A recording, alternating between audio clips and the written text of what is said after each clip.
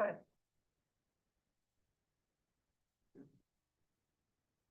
This for a couple of years. Let's call this meeting of the Port of Hood River Commission to order. Are there any modifications to the agenda from staff? None. Commission? And none of them? All right. Was there any public comment? Yes. Assuming? We do, Valerie. So I'm one of the toll takers, and I'm just curious if we've come up with a plan for the summer, if they don't have us up there. I'm not sure who I'm supposed to direct it to, because we get a ton of cars through there in the summer, and everybody's going to stop and try and figure out how to pay. So I just wonder what the plan is for that, because it's going to be backed up forever. I mean, as it is when we're there taking toll, it's backed up sometimes all the way through the light and up towards Semalum. So I'm just curious about that. So hopefully that comes out. Thank you. That was it for public. All right. There are no questions on the consent agenda. I haven't heard any. I take a motion to pass that. I move that we approve the consent agenda.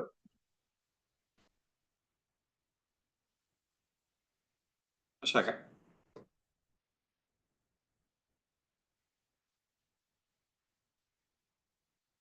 Take a vote. I second it. Oh, I'm sorry. I thought I said, wait a second. All in favor? I as well. I said, wait a second. I'm waiting for you. All right. We have two presentations tonight. Kevin, you want to introduce our guest? Sure, absolutely. So we do have Rudy Kellner here, co-founder and CEO of Freem, very esteemed tenant and neighbor and part of our community. So Rudy, if you want to come on up to the podium, and I'm not sure if you've got this presentation. Thanks, Kevin. Yeah. Thanks for having me. Perfect. Thank you. And this will be, 5 minutes.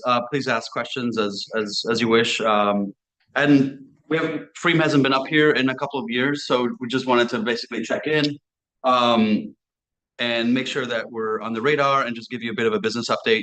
We are the second largest kind of revenue producing entity from an asset perspective for the Port of Hood River. We pay a lot of bills and pay a lot of rent, so I figured you guys should know what we're up to and how we're doing, and make sure you guys have confidence in what we're doing in the future, as we're going to be doing a number of developments in and around our building over the next couple of years. Cool snapshot of our building. We were one of the original tenants in the Halyard building. When we moved into the Halyard building in late 2011, very early 2012, Real Carbon was on the west side of the building.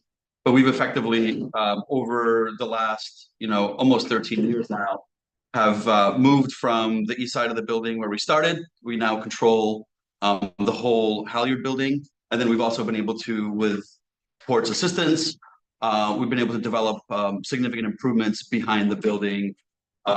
Pictured up there, we've got a malt room. We have a number of malt silos, grain silos, and so forth. So we're really proud of what we've been able to do with the Halyard building and the kind of the journey we've been on with the port since we've moved in a long time ago. Next slide, please. So that you better understand who we are. We are now one of the 50th largest breweries in the country. So there are about 10,000 breweries in the United States, craft breweries in the United States. We're right around number 46, 47 in terms of overall volume. We brew all of our beer in Hood River. We do have some operations in Cascade Locks. We've got a beautiful 37,000 square foot building in Cascade Locks where we do some of our blending and all of our warehousing and cold storage, but all of our brewing and packaging occurs on the Hood River waterfront. We're the fourth largest independent brewery in Oregon. There's Deschutes, Ninkasi, Pelican, and Freem. And we, largely distribute only in the Pacific Northwest. So about 96% of all of our distribution is in Oregon and Washington.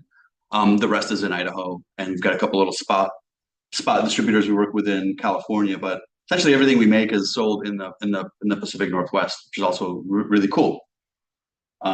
Next slide, please. One of the things that we do is we do spend a lot of our time and money with local organizations, nonprofits that support things that are important to us. This is just a quick snapshot of them. You'll see that we're involved in a lot of conservation efforts. We believe that it takes great water to make great beer. So we spend a lot of time in local in Hood River working with the Watershed Group, the Deschutes River Alliance, Oregon Wild Freshwater Trust, Oregon Food Bank. And we do a lot to support the local community and conservation efforts in the greater Northwest, as that's really important to our employees and to our ethos as a brand. Just a couple things to be on the radar. Kevin and Ryan and I are working really closely to make everything happen here over the next couple of years. But the Halyard building is now it's about 14 years old now. It's gotten a lot of use. We've moved a lot of beer, a lot of guests and employees through the building over the last 12 years. So we are working on assessing a number of upgrades in the building. We're looking at replacing doors. We're looking at replacing some of our bay doors and things of that nature, just from an overall security and safety perspective. So Debbie, Kevin, Ryan have been really helpful in helping us kind of scope that and understand how that all fits into our lease and into the timeline that we have and the port has. So that's been going on. So we'll do a package of upgrades in the next 12 months that'll touch those things. And then if you go to the next slide, we are going to be working on a larger package in the next 18 months to cover some more expansion. We are hiring more folks. We now employ about 115 people overall in the gorge. And so we're starting to run out of room. So we're going to be working on adding some more restroom capacity, increasing the size of our garbage stall, things like that, and then building up some more fermentation on the outside of the building to continue to facilitate the growth of the company. So we're going to be putting plans in place. We're working with our designers to really figure out how much more we can develop our site in the envelope that we have on the Halyard building. It's pretty busy down there. If you go inside the building, basically every square inch of the building inside is taken up by either the restaurant or our production space. So we really have to go outside to be able to add some more capacity, which we're getting squeezed on capacity. So we're starting to look at creative ways to add space outside and turn space from doing something to doing something more productive. So that's kind of just a quick overview of some of the things that we'll be working on over the next couple of years. And really, I wanted to let you know that we appreciate the partnership and the fact that we've been a good tenant, and you guys have been a great landlord for the last 12 years. And there's going to be more that we're going to need to do to continue growing our business and growing overall employment in Hood River. And then, kind of, I think I said most of this, but yeah, that's a bit who we are. I won't belabor the point. Any more questions? Anything you'd like to know about us? So Or you're what we're looking thinking at about? some, bathroom expansion. Yeah. Adjustments and so on. Yeah, How about your power supply? You're fine there? You don't. we are. Yeah, good question. We did a major power upgrade. We've been growing effectively organically and incrementally for the last 12 years. We added another 1,000 amps of service. I want to say in 2021 during the last big expansion that we've done. And honestly, over the last couple of years, we've been doing small robustness improvements that we've done a lot of power efficiency saving type of improvements. We're getting a new CO2 vaporizer that's mostly getting paid for by the Energy Trust. So we're really locked in with the Energy Trust of Oregon because breweries use a lot of power. Most of our power consumption is used for glycol chilling to chill all of our fermentation vessels. The beauty about that is Energy Trust, will pay you, quite a bit for a lot of those energy saving improvements. So we've been able to live with I think we now have a 2,500 amp service roughly on site. I feel like we're going to be okay because a lot of our investments have been pointed at being more efficient from a power standpoint. So who pays for the door upgrades? Is that part of us as the landlord or is that? So looking through the lease. Rudy and I have spent a lot of time looking Yep. at the lease and Yeah. talking through it. So the port is responsible for the structure itself. So anything, the windows, the roof, the original HVAC, the doors, anything that was part of the original structure were the port's responsible for. And so anything that's kind of business related, Rudy is responsible for that and his team. And then there's those areas that are kind of in between, and that's where Rudy and I are going to be meeting about once every 3 months. This was just kind of a new initiative. So for those gray areas that we get the opportunity to kind of study through those. In fact, there was last year, we kind of experienced that with the roll-up doors. If you remember, the commission authorized the split of the door based upon Ryan's review, and that was a 50-50 on that roll-up door. I think the man doors are, that's an integral part of the building, and So the so. roll up, you could kind of consider that, especially if you're looking for speed on the roll up, Yeah, that's kind of productivity where the man doors are doing. Yeah, and so I think it was great. Debbie and I have done a tour. Debbie's met with Sonia, who's one of the co-founders as well. So no, this has been an awesome relationship. I'm still learning about Freem's history, and I mean they were basically founded in that building. I mean, yeah. it's- We've never lived anywhere else. That's, we were founded there. All of our production occurs there, and I think a lot of folks don't, I'd love to invite you all when there's time, for a little tour just to see what we've done with, I think one of the keystone assets in the Port of Hood River, portfolio is the Halyard building. And I think it's been a really big economic development success. I think if you were to draw it up, like that's what you guys would do just over and over again in a perfect world. So love to show you around and give you more insight and show you how much work we really get done there and how many employees it takes. And, all of our, we pay our taxes.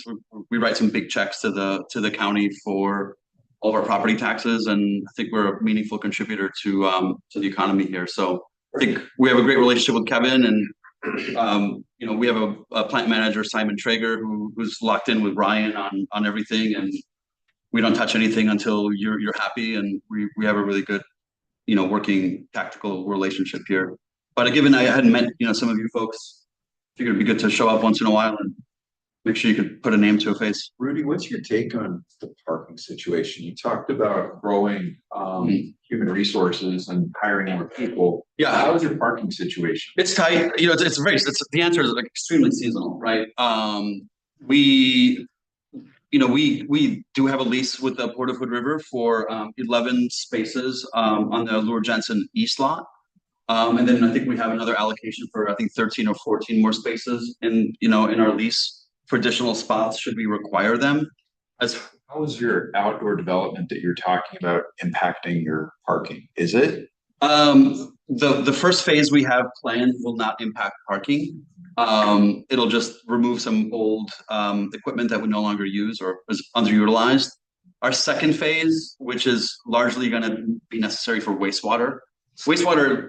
If I look at sort of what's going to eat our lunch in the future, parking is not the first or second issue. It's up there, top 5, but for us, it's going to be wastewater management and pretreatment. And as we grow, we're going to need to do some more on-site pretreatment, which is very space intensive. So if we do lose parking spots over the next 3-4 years on site, which I believe we will have to, it's going to be mainly to facilitate more wastewater pretreatment, which is, you need. I think A lot that's of work what for that. I think is really good for us to know from a strategic perspective. Yeah. We're talking about waterfront development. And what Yeah. we're doing with space. So- Yeah, and I think the parking, it's a clever question because it's a very seasonal issue, right? It's 7 months out of the year, it's no problem. 5 months out of the year, it's a big problem.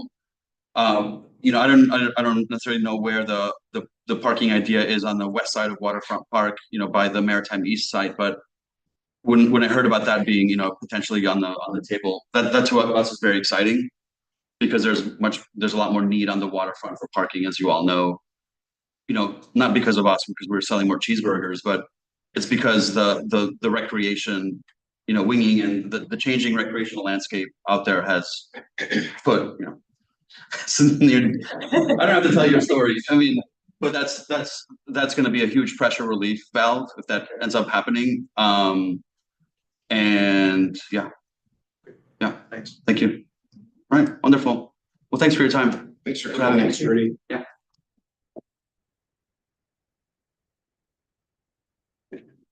All right, let's see. Next up is Kelly Wilson from Some Design, our contract architect. And we had Eric Hoffman. I wasn't expecting Eric. Yeah, here. Eric, are you going to present or? No, let me just do it quick. I met all three of you that are here a couple months ago. And we started doing our study on the port programming and criteria and such. And I just wanted to take a quick minute to say that because Kelly, who's going to do the lion's share of the presentation, has been instrumental in working with Kevin on getting this put together for you. So I'm in the background to listen and answer questions when I need to, but really, this guy right here is the guy with the answer. So Kelly Wilson, please. Very good. Thanks, Eric. Good evening, everyone. I'm Kelly Wilson. I'm with Some Design Studio, as Eric mentioned. So tonight I'd like to accomplish a couple of things. So the programming and needs assessment, as Kevin has let us know that you guys have seen that document. I assume you've read through it, probably have some questions about it. So it's very important information. And I also just wanted to say we're very happy to be involved with this project. Important to the port, obviously, to find a new place to call home. So we're happy to be involved. So the first part of this presentation will be going over the programming and needs assessment. I'm going to do that fairly quickly, give you guys an opportunity to comment and ask any questions.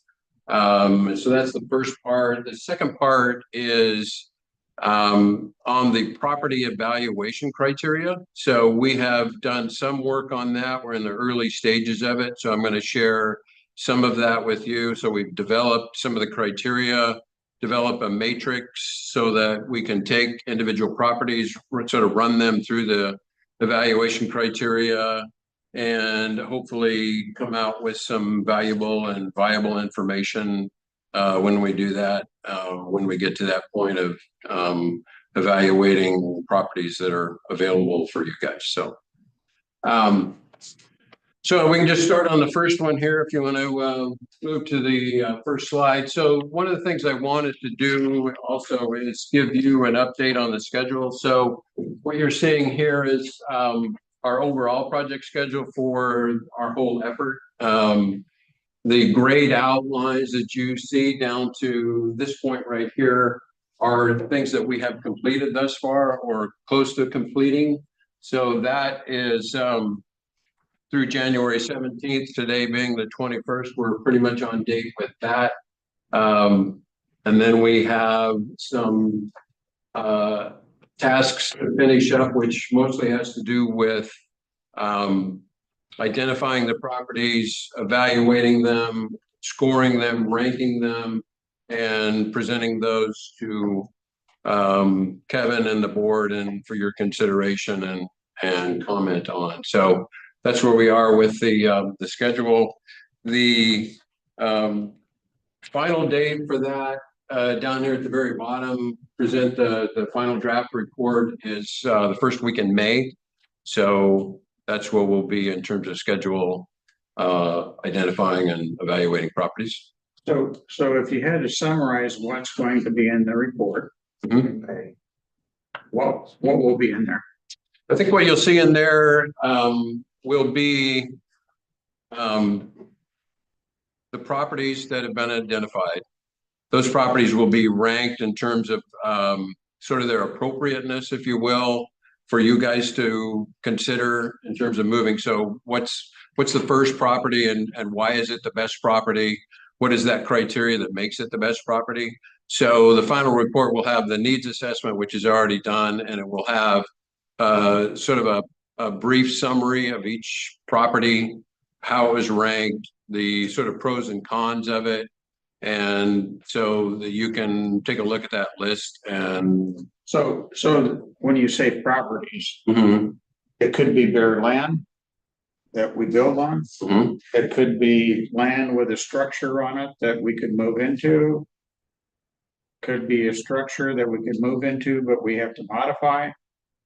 What, is all of that gonna be in the report and why you select or you suggest this one? Absolutely will be in there. Part of what we're doing right now is try to determine the viability of ranking those properties. So how do you compare a leased property to bare ground?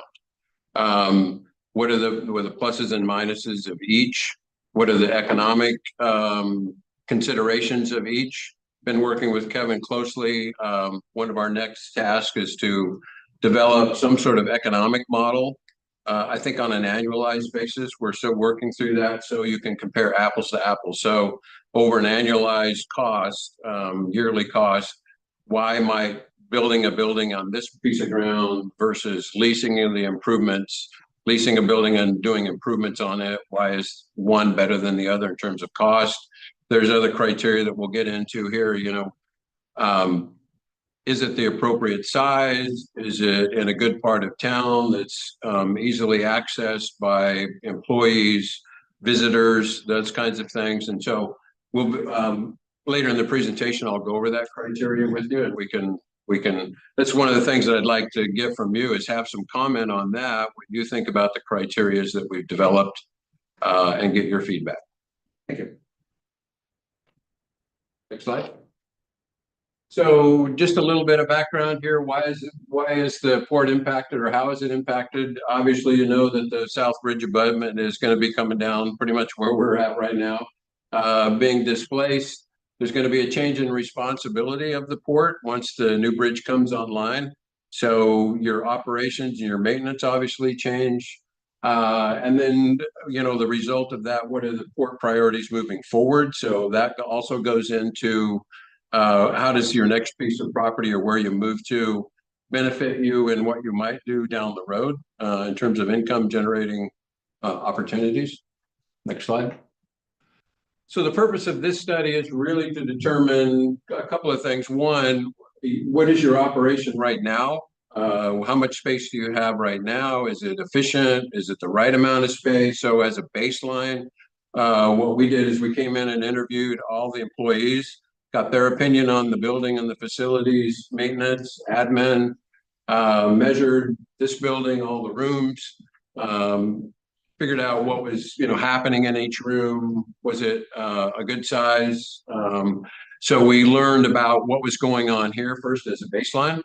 That will essentially move forward on a new site because your responsibilities, you'll still be responsible for the bridge administration and maintenance while the new one's under construction. So even though you might have moved to a new piece of property, the responsibilities of running and maintaining the old bridge will still be there. So your new space, new site, new building will be doing the same thing you're doing right now, but then it will transition once the new bridge comes online. Next slide. So just as a baseline, this is what you have right now in terms of square footage for maintenance, about 4,000 square feet, and administration, about 5,000 square feet. So that's where we started with. This site that we're on right now is about 1.5 acres. So that's where we're starting from. Next slide. So your current staffing right now, obviously when the new bridge is built, there's going to be a change in responsibilities and change in staffing. What we were able to determine, oh, that would be the next slide, but just where you are right now, 23 FTE that you have, 14 in administrative. We didn't focus on the toll collectors or seasonal folks in terms of trying to assess your needs going forward, since those people don't really take up permanent space in the building. They're still important to your operation, but you don't have space for them in the building. They're sort of adjunct to your facilities. And then maintenance has 9 FTE. And again, we didn't count seasonal staff in terms of assessing needs, future needs. Next slide. So future staffing during bridge construction, from our point of view, that doesn't really change, although, Can yeah, sorry, interrupt. please. Can you go back to the previous slide? Yeah. I'm having trouble getting to 14. 14 FTE. 14 from. I'd have to go back and look at my notes to see how we came up with the 14. Is that correct, Kelly? That's You correct. got 14 staff? I think that is right. It does include the front office. We have the front office and I just went through and mentally calculated how Counted many us? people are in this building. Did you include the toll takers in that Did FTE? not include the toll takers, but it does include everybody in this building. We can provide the backup information for Yeah. that, if you would like to take a look and see where our numbers are coming from. You should, see, I can count to 9, but I can't get to 14. we have 29 total, but that includes toll takers and everything. So, and seasonal. Sure. Yeah, let us get the backup information for that and we'll send that to you. Yeah, now, I count 9 in the building and I also count another 5 open work spots. Now, if you're counting work spots, I can get to 14. If you count real staff, I get less than that. One thing that might, if I could, just, Yeah. some of our budgeted positions are now contract positions. So for example, Jeff Renard is a contract where we had a budgeted, But he's projects. not sitting in here, is he? Correct, right. But if in the future you wanted to bring that projects person or that position back in, that's an option. Yeah, we'll get that information to you. I don't, personally, I don't care. I just want to make sure that Sure. we're using the right number. Absolutely. No matter if it's square footage needed. Yeah, and we're not even talking about the future, but today. Here's how many people we've got, here's how many workstations we think we need today. And then you go through your house. We'll double check that. And Ryan, you've got 9 in maintenance? Okay.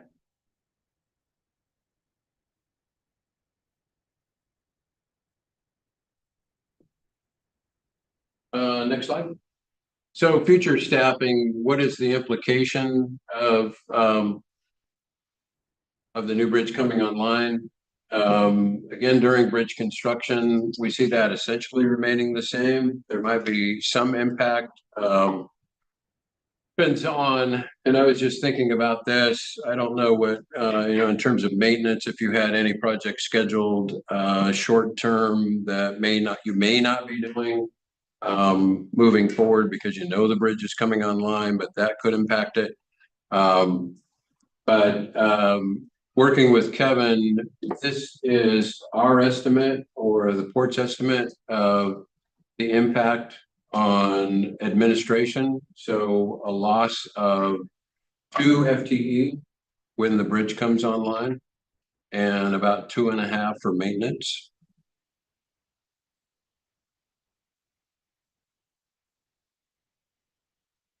Next slide. Right, you guys? What you have left. Interface with the public is basically parking.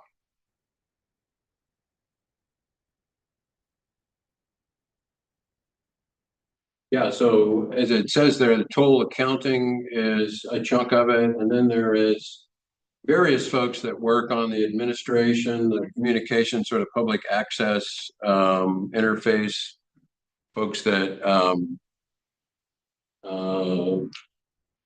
that would otherwise come in and be We're not gonna know these numbers tonight, but I think it should be, I think that would be a separate conversation, like, what's this really gonna look like?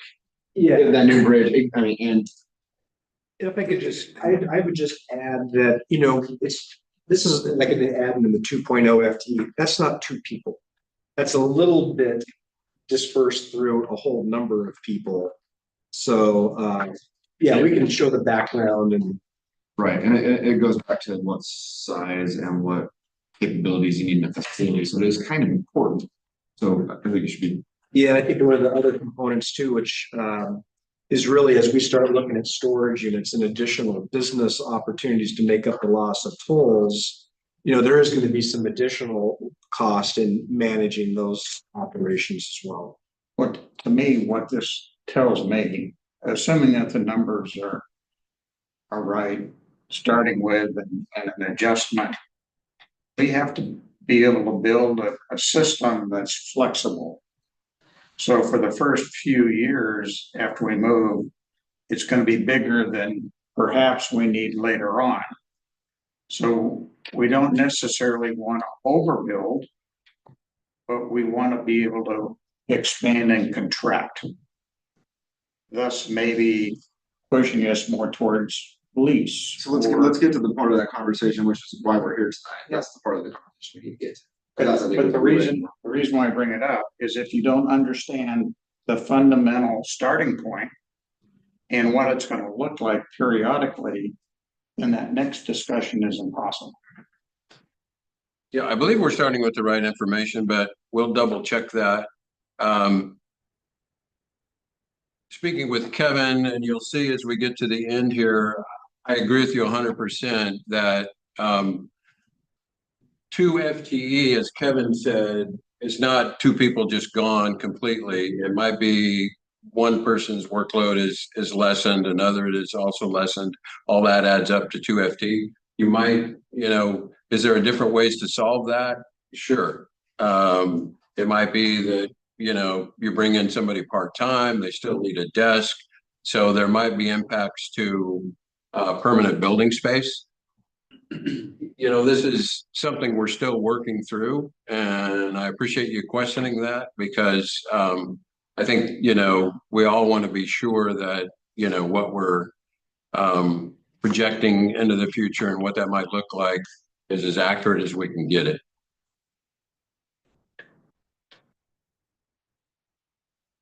Next slide.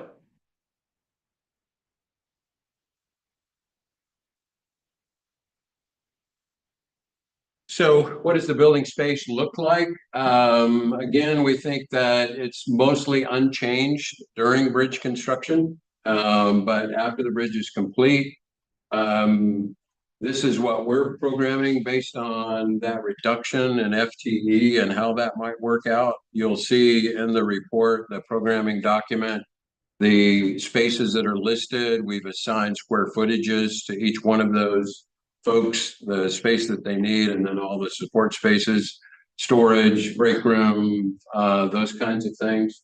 So administrative is right around 5,000 square feet and maintenance just a little more.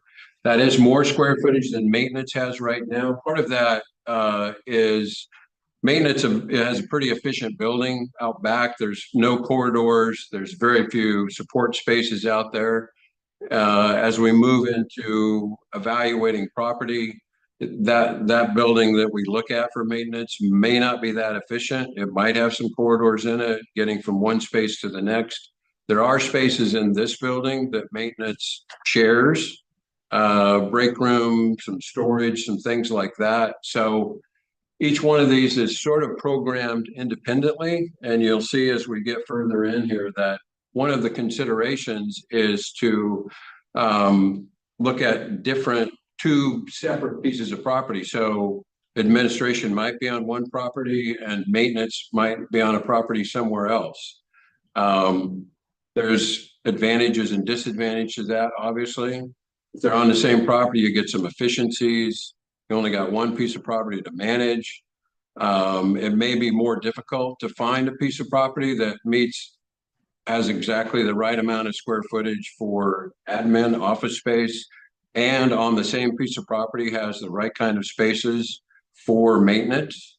So looking at different properties is also in the mix here too. So these are programmed independently so that they could occupy different sites. If we were to go to a single site and found some efficiencies, this amount of square footage may not be required.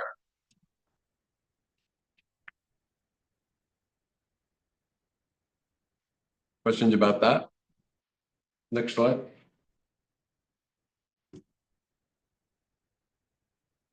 So that was in terms of building square footage. In terms of site, again, unchanged during bridge construction.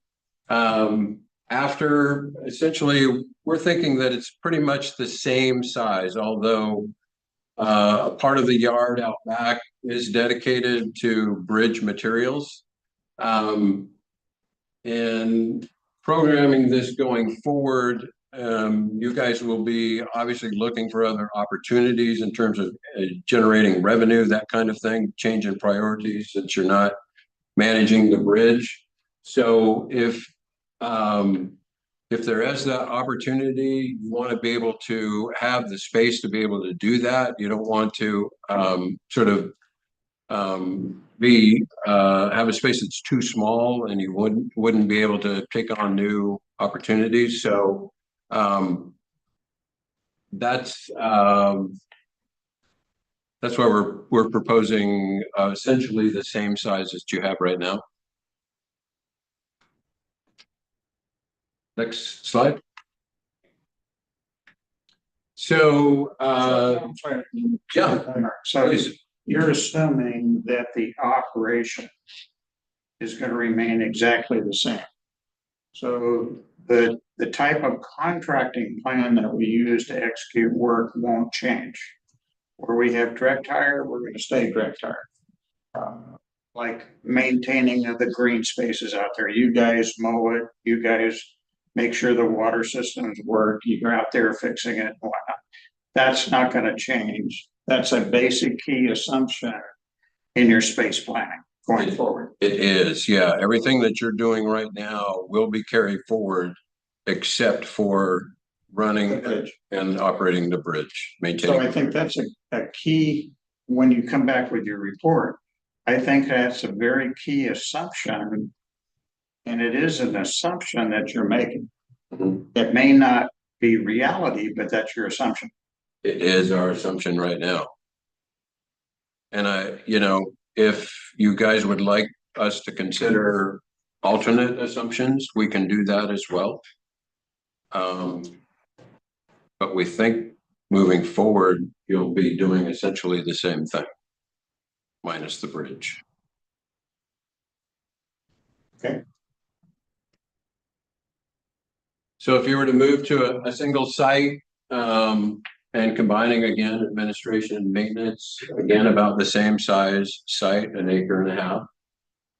And it's obviously some advantages to that, shared parking, centralized staff and support like you're doing right now. They're sharing some spaces and an overall smaller footprint, single site to manage, and a lower cost because of that. So I think a single site is probably optimal if you can find it. Next slide. So as a separate site, what does each function need? So as administration and as maintenance, what might that look like? So the administrative site is probably closer to 3/4 to 1 acre. And maintenance being 1 acre to 1.25 acres. And if you add those up, they're obviously larger than a single site at 1.5 acres. And that's due to the inefficiencies of having two sites. You've got setbacks, you've got landscaping that's required, you've got, different needs on a site that make it less efficient than combining it all to a single site. So finding two different sites would take up more total space in terms of land. And then there's parking that needs to happen at each one that you would otherwise be sharing at different times, like at commission meetings like this.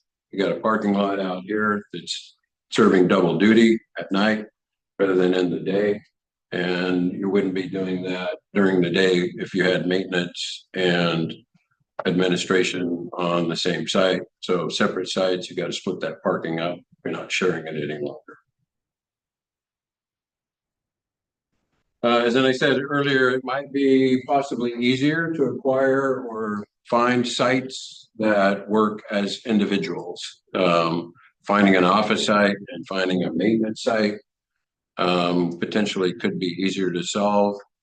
More access to those kinds of sites, waiting around to find one that you can get both of them on a single site could be more of a challenge. Next slide. So as I was saying, our recommendation after what we have learned and moving forward, giving the sort of minimal impacts of terms of really FTE between the two, and some of those FTE not being single persons, but being split between folks. We think it's probably a good idea to maintain the similar size that you have right now, space you could grow into. If you look at the net difference between what the FTE would use and them not being here, it's not a significant difference. Trying to find a building that would exactly fit that, so would be a bit of a challenge, I think. So trying to find a spot that is similar to what you have right now seems to be pretty reasonable from our standpoint. I have a question. Yeah. And a comment. On the schedule status, is this accurate insofar as, for instance, under task 1.4 final criteria list, task C review with board director dated January 16th, that's already happened? Yes, Kevin and I have been working up to this point. Yes. Okay. So you're basically passed, you finalized the criteria. And it's time to move on after tonight's meeting to move on evaluating viable properties. Is that correct? Correct. I would just, if I could. Yeah. I wouldn't say the criteria are final yet. Oh, okay. We want you to impact. This is an opportunity. Yes, great. This is the time for you to push and pull the weighting on each of those criteria, which is slide 19. And That's a great segue into my comment, which is I'm just mirroring what Commissioner Fox already said. The assumption that post-bridge services and activities are not significantly different from current. You know, somewhere in this packet, there's again, I can't find it right now. It's driving me nuts. There's a measurement of people coming in and using the port or accessing the port. Yeah, the visitors. And it's something like 80+% bridge related. So, and I'm not saying that the estimate of losing 2 admin FT is incorrect. I just would be curious to see what the justification is, just because if the vast majority of business is bridge related and the bridge goes away, then it would seem that post-bridge services and activities from the port are going to be significantly different. Well, let me interject something there, maybe help you. You're starting with 14 administration people and taking the 2 off of that.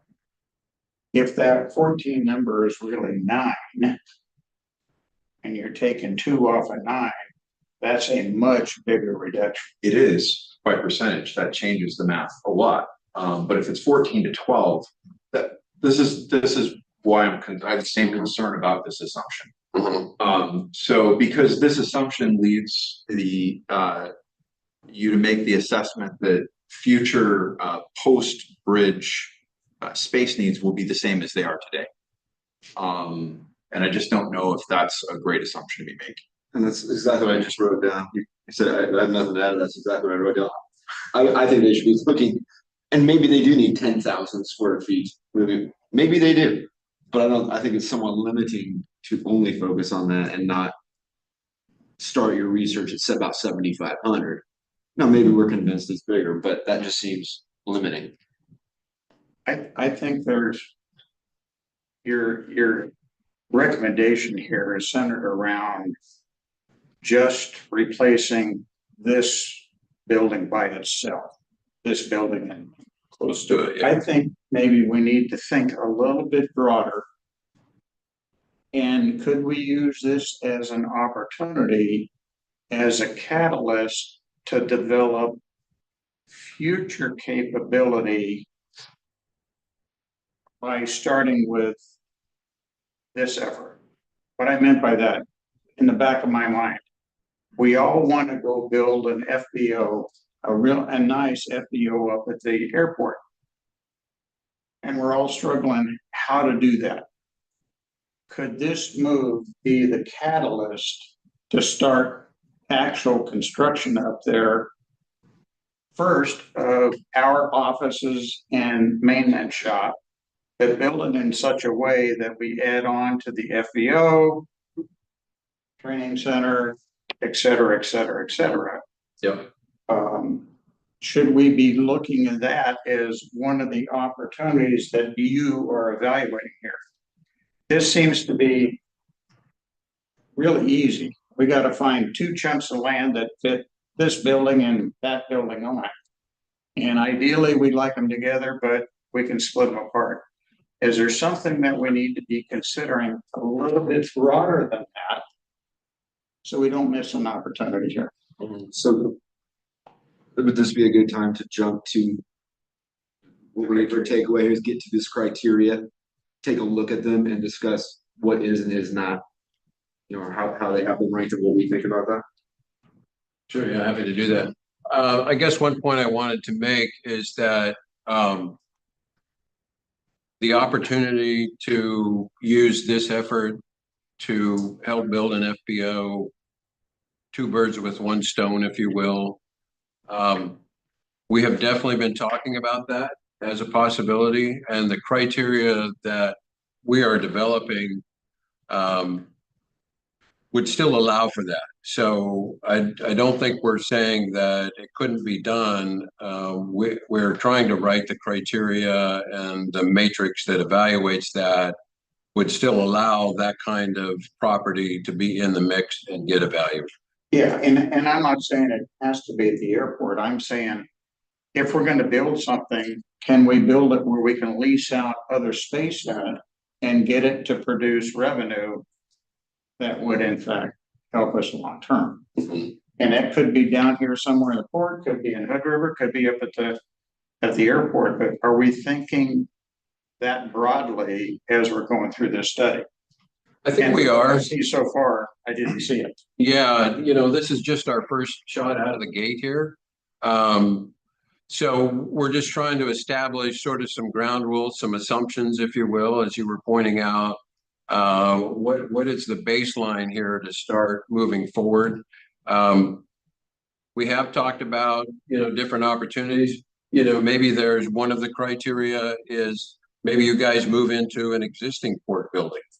And if you do that, maybe that building's currently leased. It is income generating, and now you're moving into it. You don't have that income necessarily.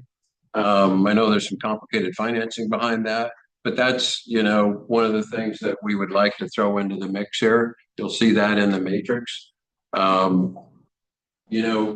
If you were to go to, as you were saying, go to, find another building, maybe you purchase a larger building, you move into part of it and you lease out part of it.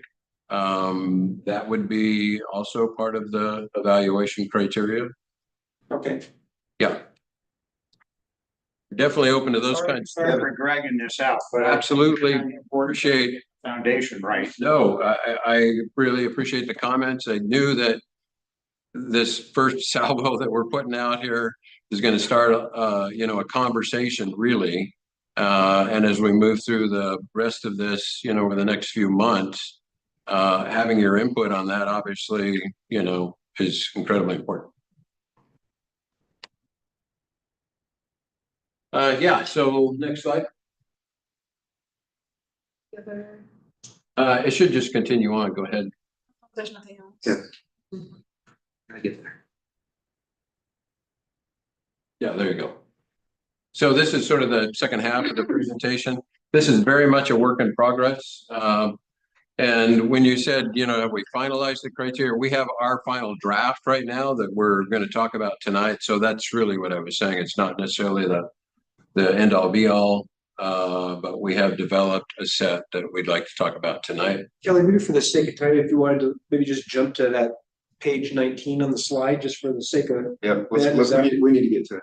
Yeah, sure, absolutely. and maybe use that page 19 because it's a nice summary of your criteria.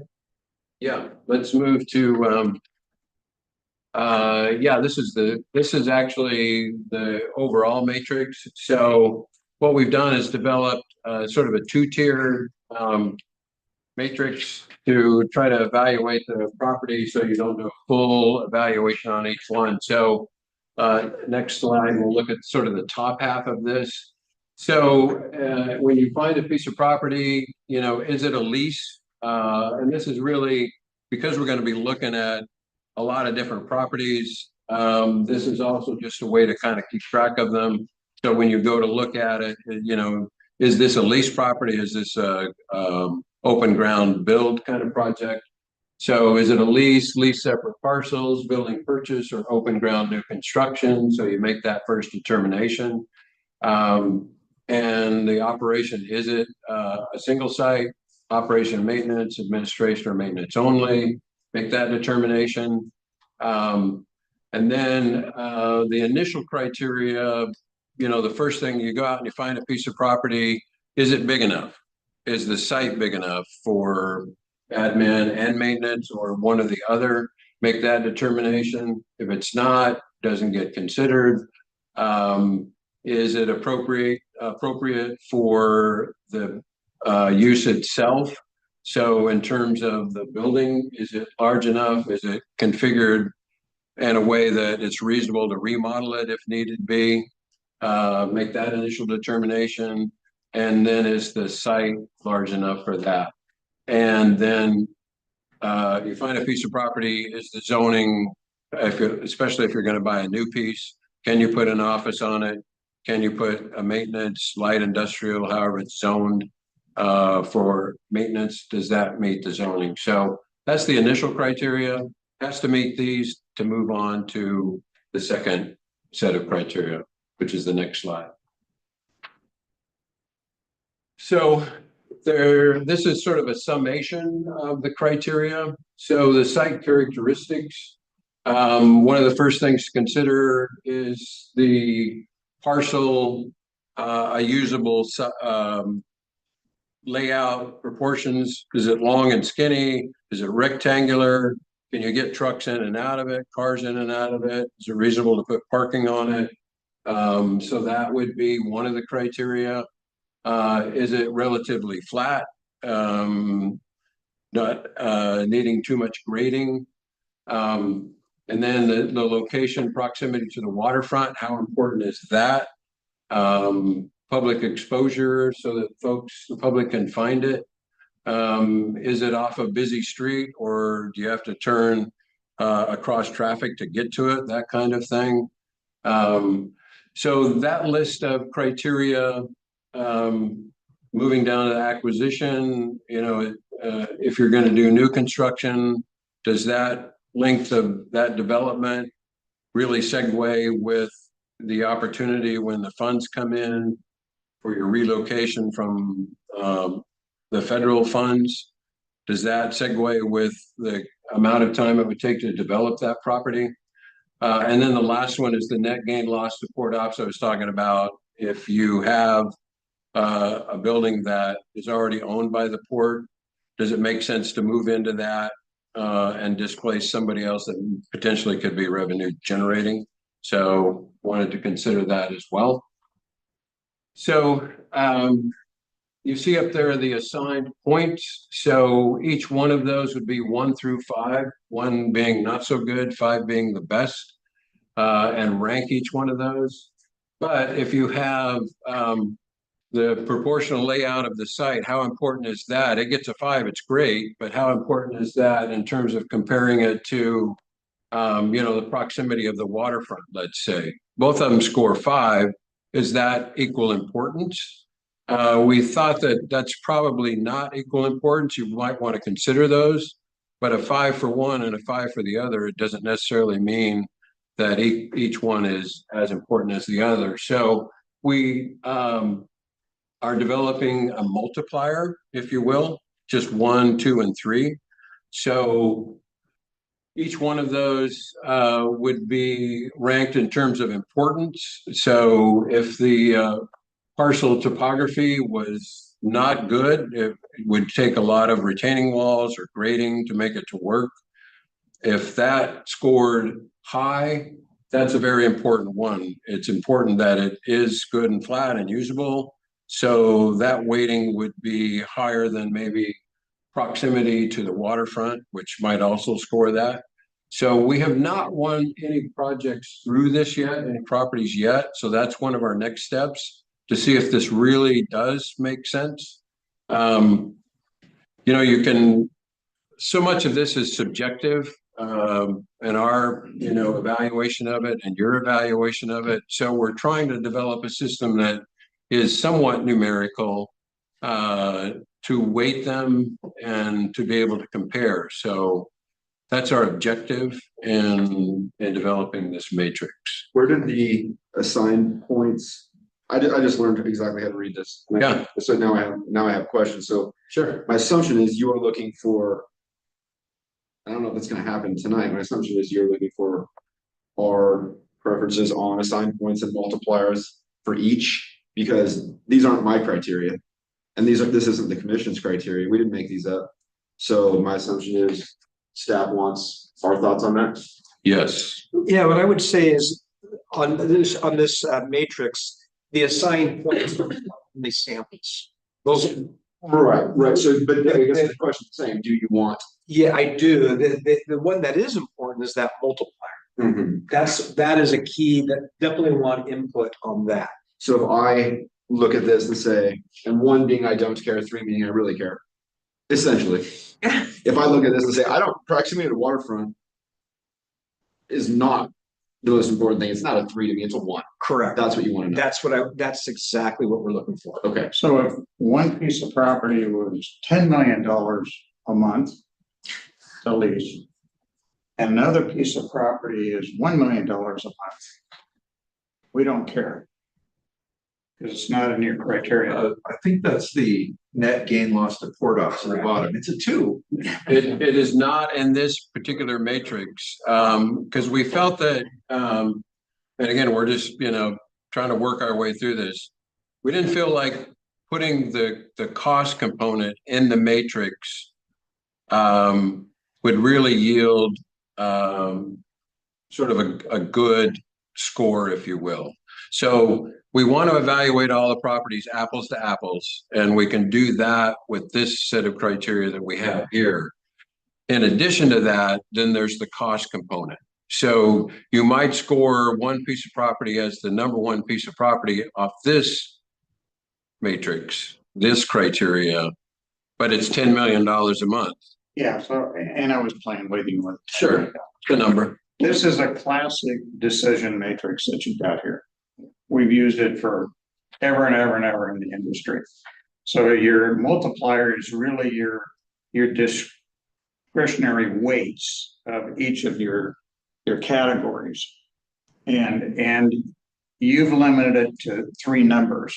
So there's a huge difference between 1 and a 3 when you multiply it the way you're doing it. So if you set a 3, that is extremely important, and 1 is who cares on this matrix. If you expand that multiplier a little bit from 1 to 3 to 1 to 5, it makes a huge difference in your rankings going across. That's one observation. Yep. Second observation, it's really important that you pick the right characteristic topics.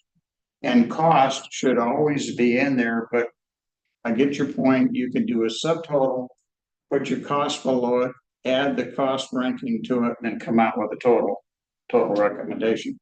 Cost has got to come into it. You could have a really great operation there. You throw the cost in it and it blows it out, and we can't afford it anyway. Yeah. No, I agree 100%. Yes. So Kevin, do you want commissioners to take a look at this now, understanding the matrix, and provide you with an email on particular topics that perhaps need to be added or deleted, and then the multipliers or anything else that we think is askew on, I don't know, because we can't spend 2 hours tonight just talking about each of the line items, taking 45 minutes to get here. But I think it's important that we compile what all the commissioners are thinking. So how do you want us to do that? Yeah, why don't you take a look at you got the proposal or the presentation. Why don't you email me what your criteria and the weighting? You can do 1 to 3, you can do 1 to 5, you can do 1 to 10. Just send that to me and I'll kind of extrapolate. I'm sure there's going to be some crossover. There's going to be some common criteria. But yeah, why don't you do that? I mean, this is a starting point. And when do we need to do that by so we don't mess up your schedule? Well, I don't know, it's probably, I'd say you're in maybe 7 days. So can I make one more suggestion to you in your approach? And what you've done here is you're scoring an individual property totally by itself. One beauty of using this decision matrix is when you have 5 properties and you put them side by side by side. So the first thing you do is you go through, you've already established the multiplier. It's the same for every one of them. That's what's most important. Then you go through and you rank. Instead of ranking 1 to 5 like what you've got here, you rank, if you have 5 of them this way, you rank 1 to 5. Which of those properties in this particular category is the absolute best? That's a 5. Which one is the worst? Is a 1.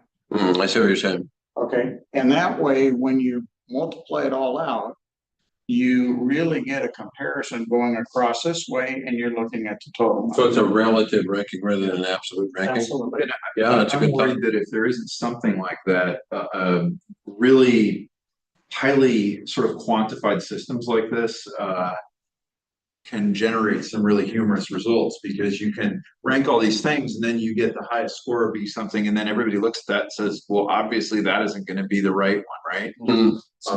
But if you do it 5 across horizontally, you can go back and say, well, this one scored overall the best, and here's why. It was ranked the best in these categories, but in this category it was less.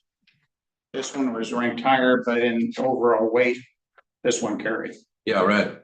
This one would be, the way you got it here, would be very difficult for you to easily convey why you ranked it out of 5 when this one was a 4, and we think that one's really better. Yeah, I think that's a good suggestion. I do think that each one of these could be ranked individually. So, for instance, proximity to the waterfront, I want to pick on that one, but obviously if it's down here, it's a 5. If it's, up the valley. You could do a screen on it. Yeah, not as good, but if you're comparing here to just a few blocks away, I think that's a better comparison. So I think that's a good suggestion. Yeah, I like that. So it makes sense going.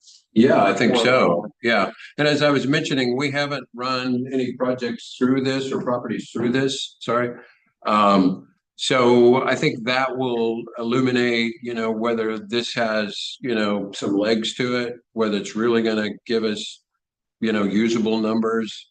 I agree with you, Tor, that, it could produce some numbers that nobody really believes in, if you will. So we don't obviously want that to happen. We want it to be useful. We're trying it out. That's one of our next steps, is to run some properties through it. Maybe we grab, 3 or 4 and do the relative ranking rather than the absolute ranking. Maybe do it both ways, see what it looks like. Does it produce different numbers, or is one more useful than the other? Yeah. Does that time frame work for everybody? You guys- Yeah, 7 days is great. I'll send everybody a reminder. Yeah, Yep. and that's great. So you'll get a whole bunch more information. Absolutely, that's what we're here for. So Waiting on appreciate the tough question. waiting months to get an okay on something. No, I think we've got other work at the financial part. We're still working through the financial part. So I think So it's okay if we don't say, yeah, this in. No, with this, we don't need to approve this tonight. I think really what would be great is you email me your individual criteria with the brief explanation, and then weighting whether it's 1 to 3, 1 to 5, or 1 to 10. And get that to me, and I'll kind of see where there's some overlap with the full commission and kind of extrapolate it with Kelly's help to something that makes a little bit more sense. Yeah, let me do this. In developing this criteria, this is sort of the short version for the matrix itself. But we do have each one of this criteria expanded on, some explanation of each one. So let me send that. I'll send that to Kevin, and he can send it to you guys. So it's a starting point so that you can see how we develop the criteria. And if you have others. Because on your previous slide, you talked about, okay, offices. To me, if I was doing this, I would want to know how many offices are we looking for as you go out to look at the inventory. That would be one of the criteria. Yeah, it's right in the, well, we're just doing it by square footage right now. Because you might find a spot that has 3 offices, but a huge storeroom. So does that really, do you evaluate that on because it has 3 offices? That comes back to your purchase and improvements. So if you have a building that's got 7 offices that you can make do, and there's no improvements, that would score higher. Yeah. Mm-hmm. Yeah, that would be. I'm not trying to tell you how to. Oh, please tell me how to do it. I have no problem with the You suggestion. tell me to send your ideas to me, and I'll assimilate it and work with Kelly and Yeah, send it back out to everybody. the more ideas on the table, the better. So we just want to get some useful information that you guys can make the best choice. Kelly, you want to go to the last kind of the summary page on what Yeah. So as I mentioned, trying to come up with a financial model to compare apples to apples. You're comparing a bare ground and new construction. How does that really compare to a lease over a certain time period? So working with Kevin on that one, we're going to begin to identify some potential properties. We're going to take a number of those and test run them through the matrix, see what that looks like. And if we need to refine that, obviously we will make it work for everybody. And then we'd like to come back and share what we've learned over the next few weeks with you and see where we are. commission, how much time would you like to set aside at the February 18th meeting for the update? What So we've got information are we gonna have to file with that? so you'll have another chance to review the criteria and the weighting. So do you want But we're not gonna be assessing specific properties. not yet?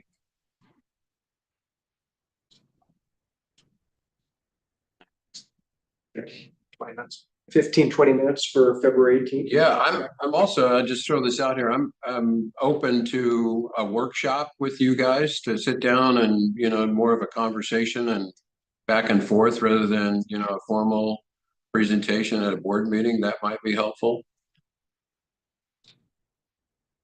I'll let you, Christie. Work on that. We're working on that way. Okay, I'll follow up with each of you and see if that's necessary, but great, this is Okay, a good start. thanks, guys. Thank you. Appreciate it. So I've got some homework. I'll be following up with individual commissioners on the criteria, and so I'll be in touch on that shortly.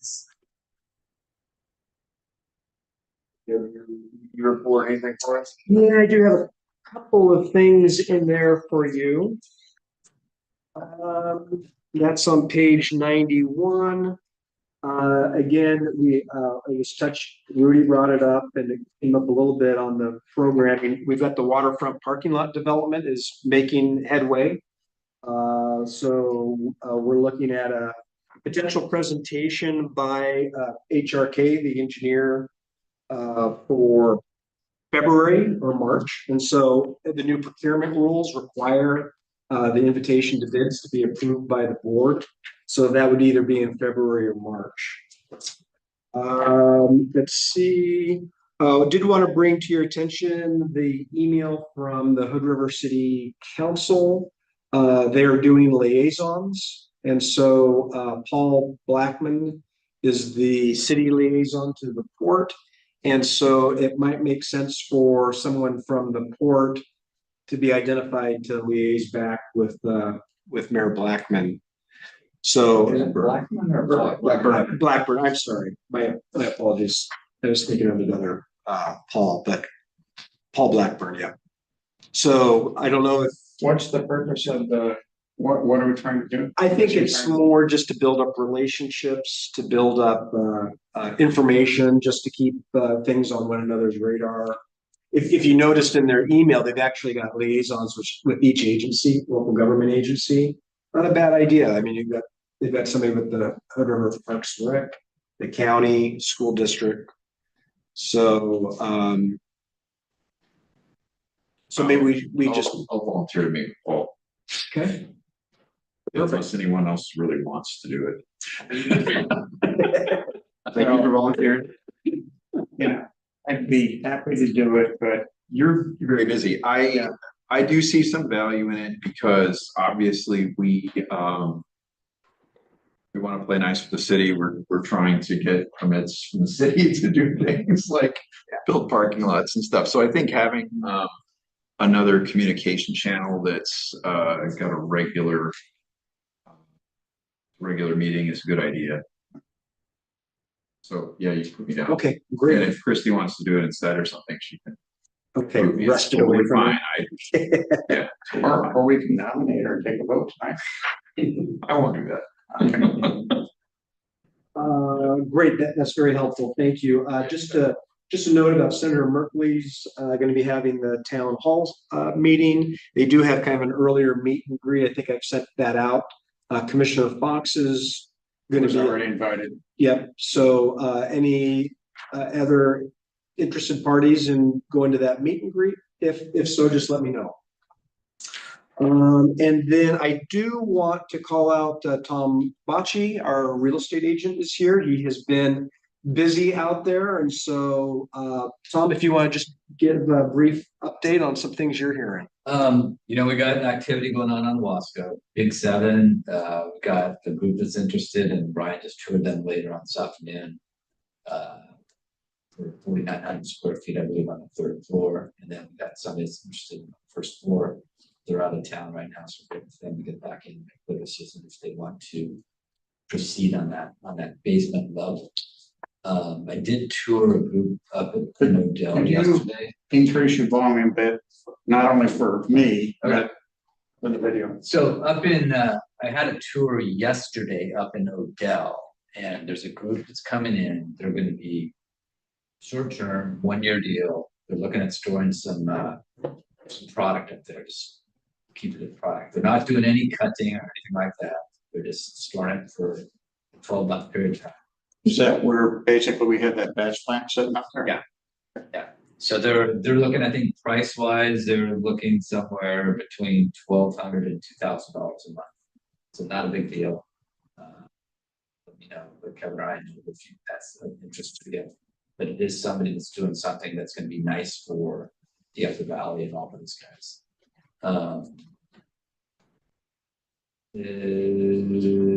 Okay, so 410 Port Way, which is the building straight to the right of the park on the waterfront. We've had That's the Lure Jensen. the Lure Jensen. So we have had issues over the past year plus in regards to cell reception down on the port. And there's a group that came in who wants to put antennas on 410 Port Way to get the cell reception better, because the problem is we're having people that go down to park at the end or at the hook, if they're going to go out and wing or kite or windsurf, they're not kiting. Wing or kiteboard, they can't get their phone to tap into the service you guys use for parking. So their question is, hey, can we take it to the next level and take it to the city to see if the city will approve it? So they're looking for your guys' blessing to say, yes, we don't have a problem with that, or no, we do have a problem. So Ryan's toured them a few times. They got a graph out, not really a graph, but the picture in regards to where they put these different cell towers on for towers, and they're not even towers, I think due to the fact that everybody looks down on them. You have to keep them really kind of. Would it be helpful for you to get kind of an idea how we feel about that and other things tonight? I think that would be helpful. If it sounds reasonable, we'll go do some more research. Don't want to spend a ton of time on it. Yeah, we don't need to spend some time. But just want to make sure that, does that sound reasonable? And if so, give me the head nod and we'll follow up and bring you back more detail. Yeah, I'm fine with it. Okay, that's good.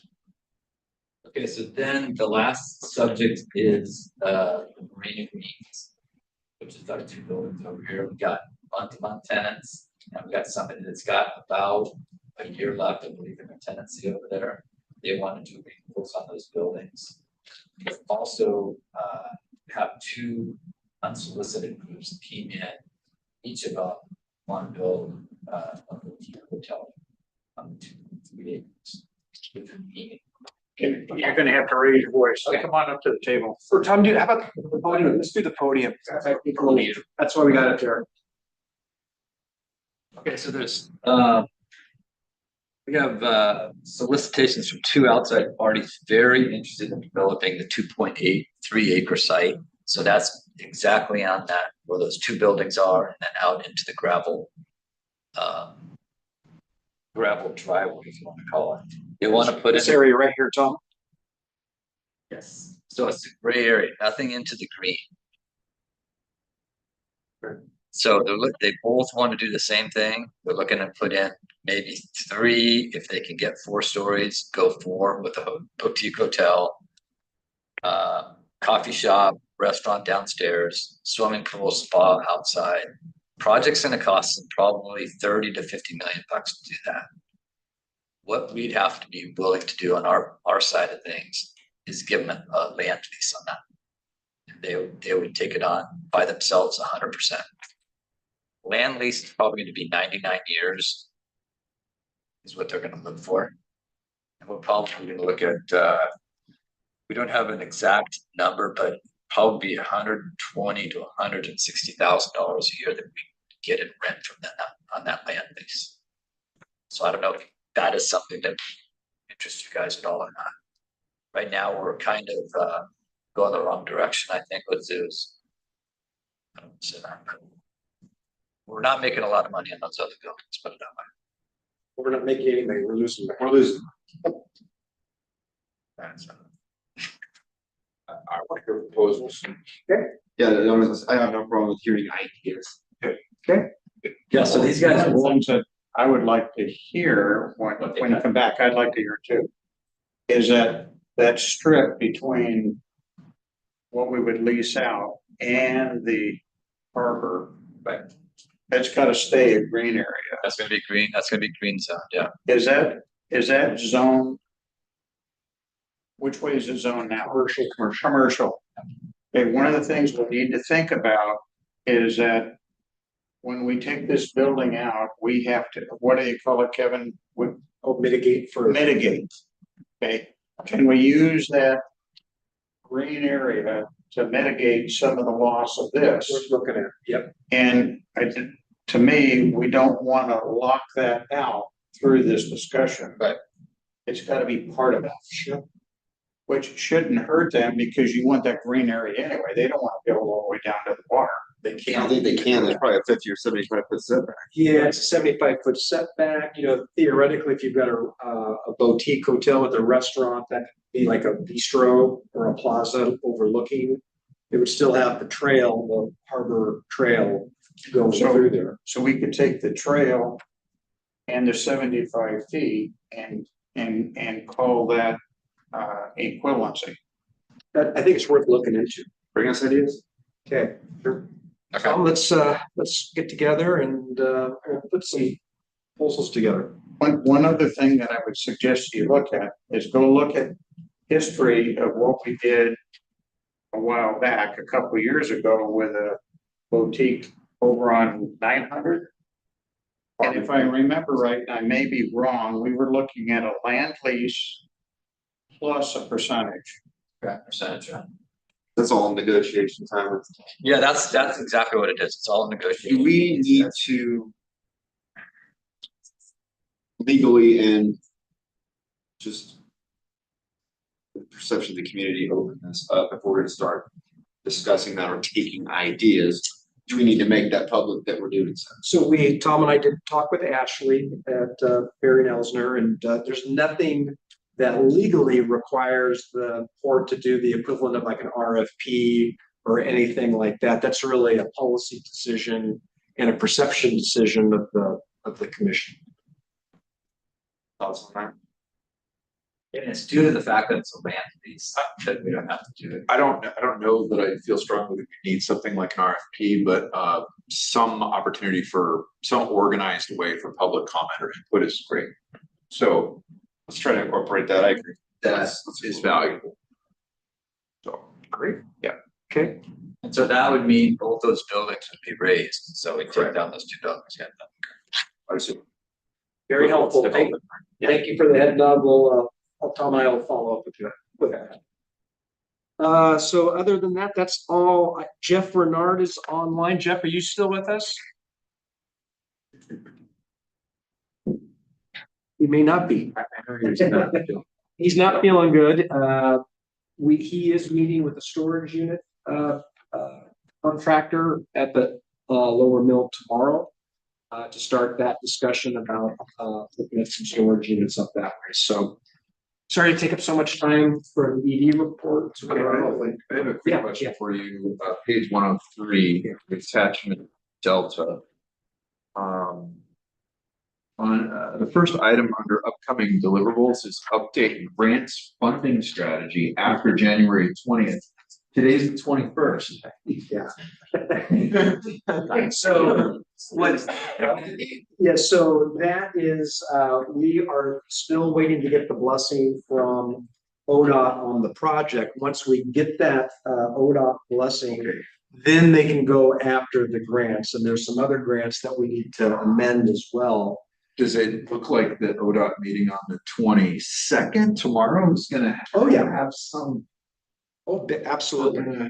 Okay. No, and Commissioner Shepherd has been sitting in on these meetings, and so you know, can speak for his own. I mean, it's very heavily bureaucratic. So I was asking Ryan a question I missed yours. I apologize. Oh, this is the roundabout. Oh, yeah. So just we've been in how many meetings? Probably 6 to 8 with ODOT and the contractors. So and your answer is we're waiting on some. Waiting on ODOT. Yes. Okay, all right. Well, it's one of those things, as you know, every time you're working with state agencies the size of ODOT, but I feel like we're making forward progress. I think between KPFF and WSP, they're providing all the answers to the questions that are being asked, but when they respond after that. Okay, we had a good meeting with them in the last month where they had some, hey, we need to look into these few things, which, like I said, that was all provided to them, and I think KPFF is hoping to hear back sometime within the month on that. Great. And if there aren't any other questions in the ED report, just Ryan, do you have there's something going on at the bridge? You want to get a heads up? In case you hear all the phones buzzing. Right in the middle of the bridge incident, a trailer had its slide out and it struck some structures, so the plywood is all in place. Do you need to get out of here? It's being built. When you say structures, Right when it hits the lift span, so right above the guardrail, it's not the up above the side, and it come apart very easy. Okay. Nobody's hurt. No, the guy's out standing around. Okay. There's cops out there. My guys are out there. Okay. So if you hear the phones going, that's Yes. That's what's going on. So I wasn't being rude. I'm just handling this for. Understood. Yes, I got it. Yeah. Okay. All right, thank you, Ryan. So on that, that takes us to the commissioner committee reports, anything? How about our action items? We're getting there right now. Yep. After, do you have anything on the bridge authority, Commissioner Fox? Okay. No. All right. Let's knock out our action items. Debbie, 1, 2, 3. Oh, they're all here. They're all me. Go for Yes, it. I get all the fun stuff, right? Well, and I have to say Scott Rainier, our insurance agent is here, which is good because insurance has been interesting this year. You probably could tell from my memos. So the first one is our liability insurance for the port as a whole. That one came in really high, and there's a whole bunch of reasons why it got quite interesting and complicated as we started digging into why it went up so much. The biggest reason was that we probably would have seen a pretty big increase last year, but SDIS made a clerical error, which was actually in our favor. However, it did, once they corrected it this year, it did make our premium go up by a lot. So I've been working with Scott to get, we also, even before I knew about this, I was concerned that our deductibles are pretty low. I mean, we can take on a little bit of risk on our own if it'll reduce our premiums by that. We're a pretty low risk, I think. We're pretty low risk. We haven't had a lot of claims. So I've been working with Scott to get our deductibles increased and hopefully reduce these premiums. But basically what happened was we've got it down to the 171,000, which is still more than what I had budgeted because again, I did not know that last year was artificially low. And so I kind of based it on what we paid last year when I prepared the budget. But we're still working, and I don't know, Scott, if you have any update on this, we're still working on getting deductibles increased a bit. And this is pretty much what Kevin talked to the other ports around the state, and that's what they're doing as well. I think everybody knows that insurance is kind of through the roof these days anyway.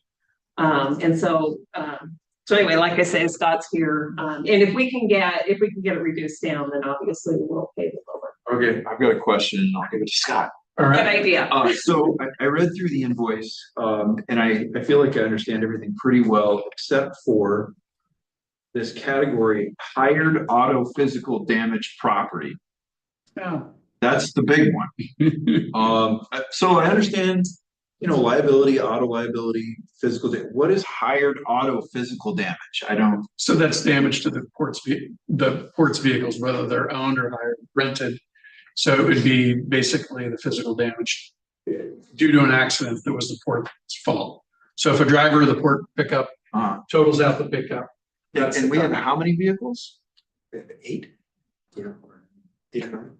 8 or 9. So I have 2 vehicles and they're not being used in a commercial use. I know they're not being used in commercial use. I also play commercial insurance on an aircraft, which is outrageous and stupid. So this $100,000 is for that commercial? No.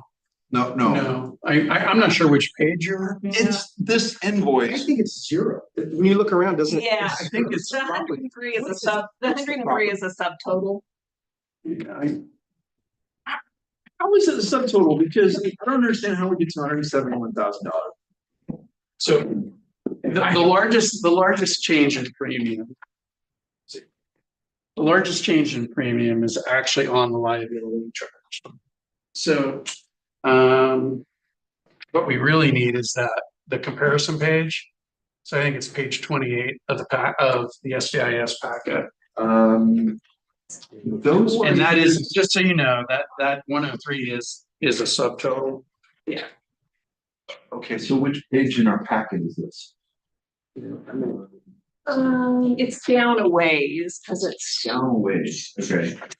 Yeah, so that's the invoice, but if you go to, I think it's page 28 inside the packet. Yeah. Scott, Sure. We don't have those. We got different. I got it.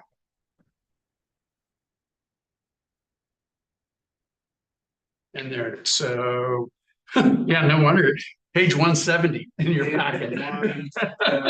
28 wasn't gonna get you very good. All right, awesome. There we go, yes. 170. Okay, So if we start at the top, yeah. what you'll see there is it shows last year's or the expiring premiums under the 2024 contribution, and then the proposed contribution of premium for the upcoming year.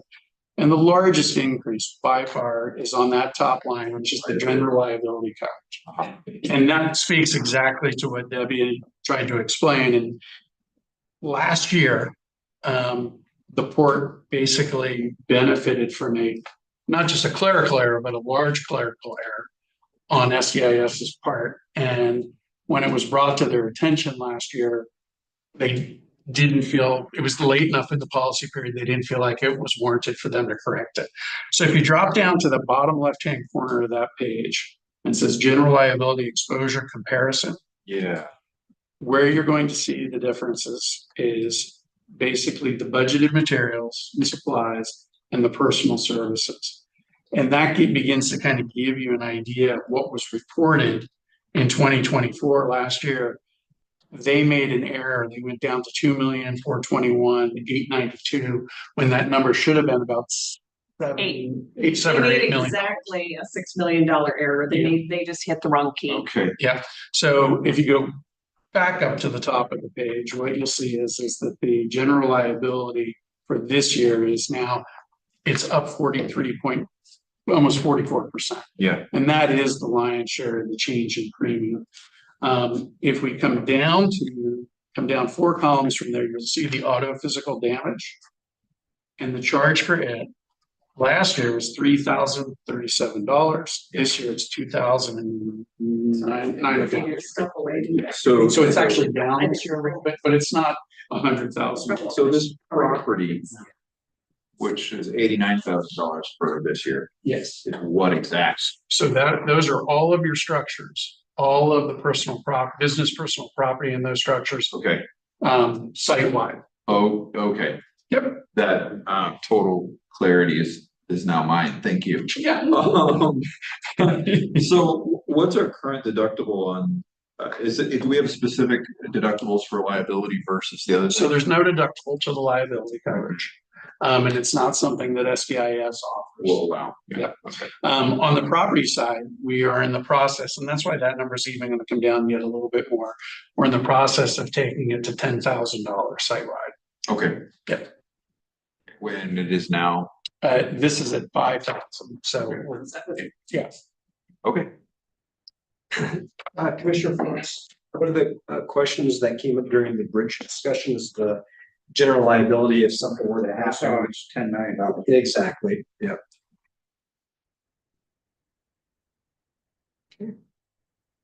I move that we approve the SEIS property general liability insurance policy. Second.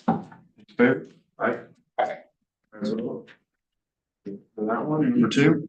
Okay, so before Scott leaves, so the bridge insurance, the really interesting thing with that was because, last year, the commissioner involved, I think led by Commissioner Beaker, were a little bit shocked by the amount that we were paying. And so we went through and had meetings with Scott and made some changes and got it down a bit. This year, it was actually Chubb that came back and said that they were going to lower our premium significantly. However, they also are lowering our coverage significantly. So the bridge insurance is an interesting thing because normally when you insure a property, like when we insure a building, we insure it for replacement value, but we can't do that with the bridge. And so it's more of a what are we comfortable with kind of approach to the insurance for the bridge. The other thing that they pushed back on that it was a little concerning to me, although if we have other coverage, it's probably not so bad. They pushed back on the revenue loss, if there's lost revenue. Prior to this proposal, we always had 3 years, and they have pushed back and said they'll only cover 1 year.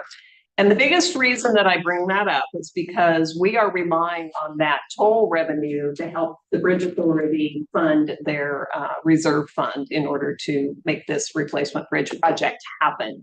So if something happened to the bridge that was a covered event, we would only get 1 year of lost revenue. But if we have other coverage, then we can have the discussion about potentially, helping fund that out of that other coverage. So it's not something that gives me too much pause, but I do want you to know that that is something that I had looked at in the past because I was appreciative of having a 3-year revenue replacement policy for lost revenue. Other than that, again, if there's questions, that's what Scott's here for. is Well, and I was just gonna share that last week we had I think a really sort of thoughtful meeting with engineers from the insurance company side and engineers from the port side, and sort of took us through the mindset of where we are today and how we got there. I think for the benefit of anybody that's interested, there are issues at play that are far beyond the port consideration. The events of the bridge collapsing in Baltimore just about a year ago, that has put pressure on the bridge insurance market, the likes of which we did not anticipate. That bridge was insured by the same carrier that insures our bridge, insures the Bridge of the Gods. So their position in the marketplace has been shook a little bit. The other issues really sort of surrounding this is what we discussed a lot last week, is just the overall condition of our current bridge and sort of where the comfort level falls with underwriting. And those are the factors that really sort of impacted the lower TIV, total insured value. They increased the deductible and reduced the offer on the income coverage. The one question that came up last week was, what happens next year? You know, where is Chubb next year? In the process of going through this year's renewal, we actually went out to the marketplace to see if we could find an alternative, or to see if we could find additional coverage to make up the delta of the reduced TIV this year. And what we found is that there is coverage out there. It is incredibly expensive in comparison to what Chubb is offering on a per $1,000 worth of coverage basis. After our meeting, I had a long conversation with the underwriter from Chubb with the very question of, what does next year look like? What does the following year look like? Chubb is in this for the long haul. They don't see any reason that things should begin to change more dramatically next year or the following year. The marketplace is going to stabilize after the loss of the issues in Baltimore. And they want to be a partner in this. And to Commissioner Fox's comment, they want to be a partner in it because they also have $1 billion bridge. they have aspirations of working with the new bridge. And so there's that aspiration, and there's also an incredible long history of Chubb working with the Port of Hood River. So they intend on being here to every bit that they can be here, and providing coverage. That is their absolute intent. And I guess what I would just sort of touch briefly on is that it wasn't very long after last year's renewal that we ended up having a claim on the bridge. Kevin and I have been communicating pretty regularly about that. And the Chubb subrogation team has had now multiple conversations with Progressive Insurance, and they're beginning to feel like it's going to come to resolution. There's a little bit of math sort of just moving around at this point, but the owner driver of the vehicle will pay the first $1 million, which is basically eliminates the deductible, and Chubb will pay the balance, which will be over $500,000. I think the other thing that was really important that we asked our engineers and the Chubb engineers is there anything that we should be doing to the current bridge to increase our situation? And frankly, they just basically said it's the environment we're in. They didn't even mention bumpers, upriver or any of that stuff. I mean, so I think that this is an environmental issue. It's not anything that the port is doing to the existing bridge. Yeah, so my take on the discussion last week and trying to frame this whole thing into something that people can really grasp. The coverage has been lowered to $40 million unless an accident happened based on an earthquake or a flood. And when you define flood, it's high water comes over the dam, probably the Dalles Dam, floods the area, pushes the bridge out of alignment or there. If that happens, coverage drops from 40 to 25. And the deductible goes from $2.5 million to $5 million.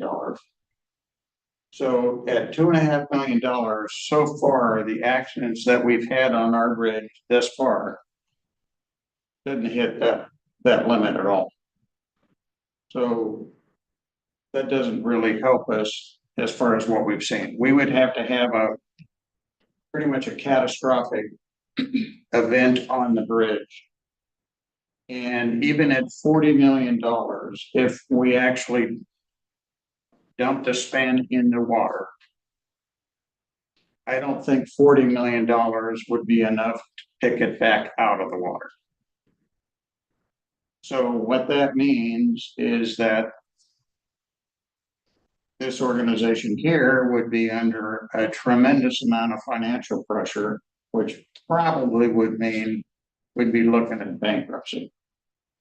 To be totally blunt. So to me, we don't really have a choice. We've got to buy this. But we as an organization have to, I think, tell the states, hey, we're giving you a heads up. If we have a catastrophic failure here, you're going to bankrupt us. And the local community is going to be looking for you and the feds to come in and help clean up. So you can either pay for it then, or you can hurry up and give us the funds to get the bridge built and you don't have this problem.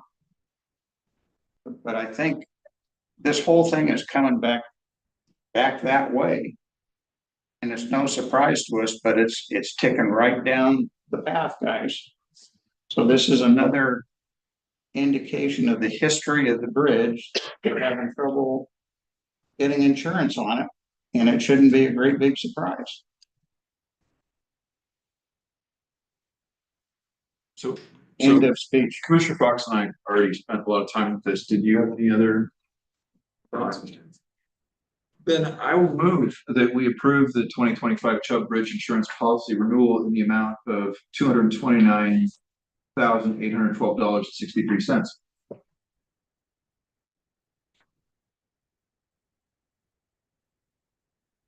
That's the 40 million. Yeah, it's the 40 million.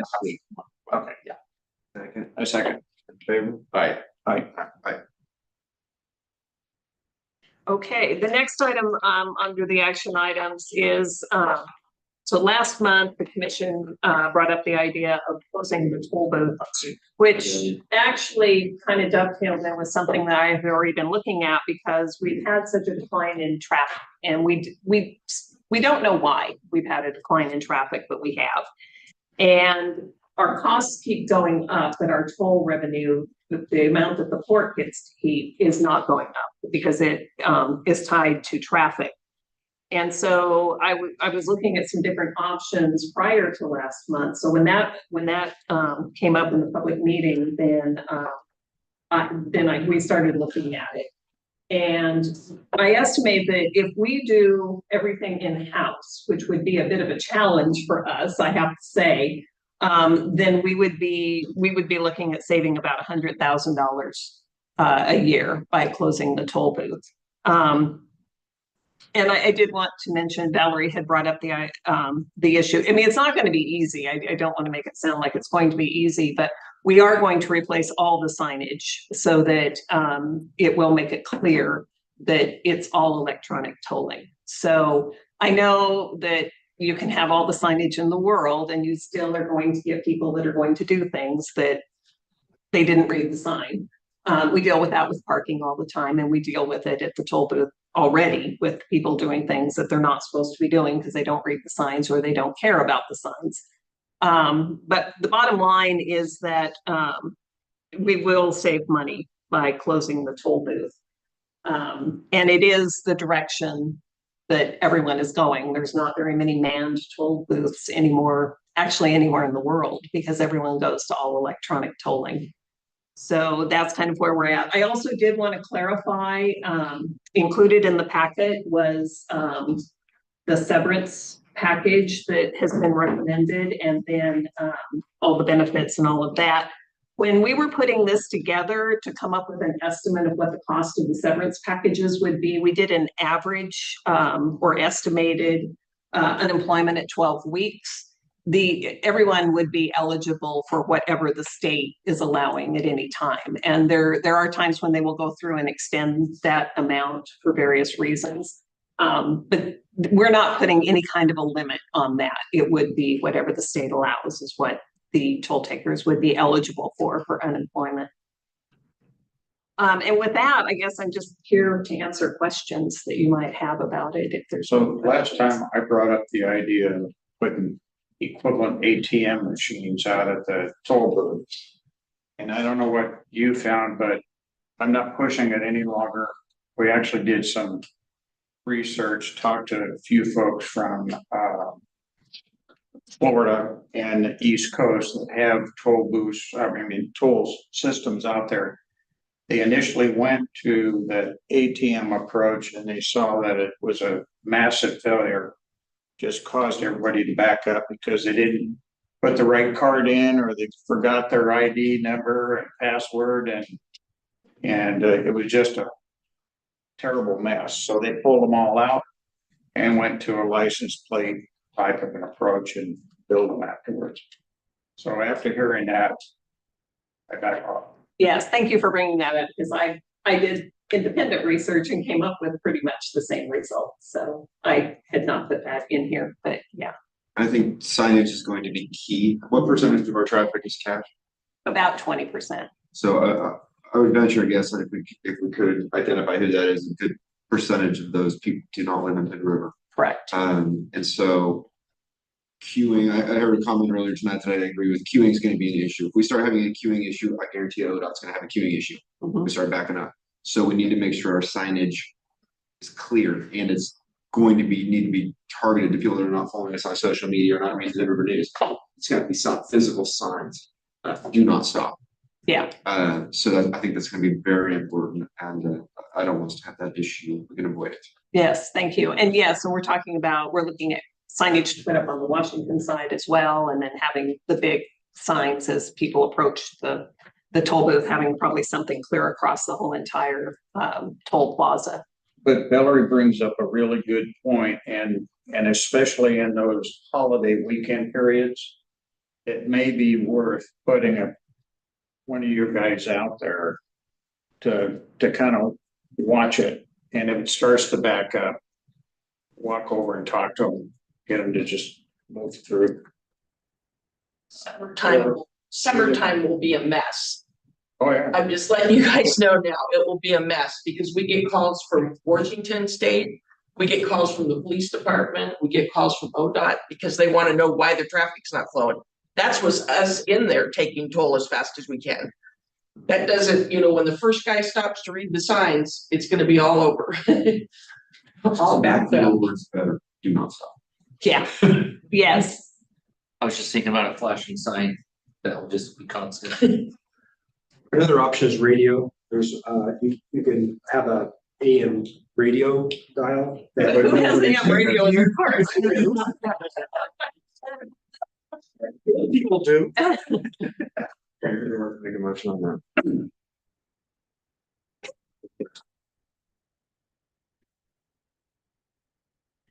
Okay, I move that we approve resolution 2024-25-17 for the permanent closure of the toll booth and transition to all electronic tolling effective April 1, including approval of the severance package and support measures for affected employees.